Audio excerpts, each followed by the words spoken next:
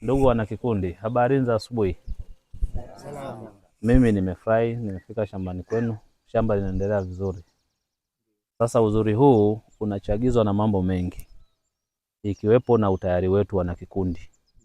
Kwa sababu hata kama PAMS wanatoa fedha, wanatoa mbolea, kama wana kikundi hatupo tayari, maana yake tungekuta tu vitu haviendi sawa. Sawa jamani.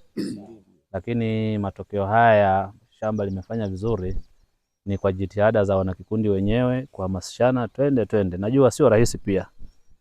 Sawa jamani, kwa sababu sisi ni watu wazima, ukiachana na kikundi hiki tuna kazi zetu pia zingine. Tuna familia. Leo unaweza kuwa na utayari wa kuja unaguliwa. Unaweza kuwa na utayari wa kuja ndio mvua ya kwanza imenyesha, naona shamba lako nataka ukimbize. Lakini mpaka mnatenga muda wenu ni kwa sababu mna utayari wa kufanya kazi. Shamba linaenda vizuri. Unaona faida hizi njia tuko tunaziacha. Tusingeziacha hizi njia sasa hivi, hata kupita humu ilikuwa ni shida. Tusingeweza.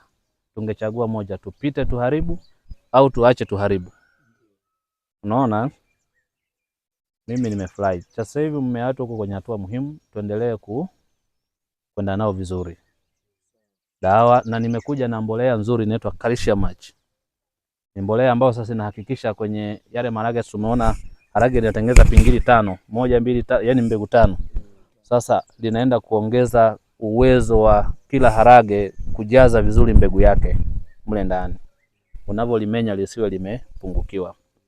Kingine tu tunakagua wadudu. Kuna wadudu wanapenda kutoboa maharage yakiwa laini.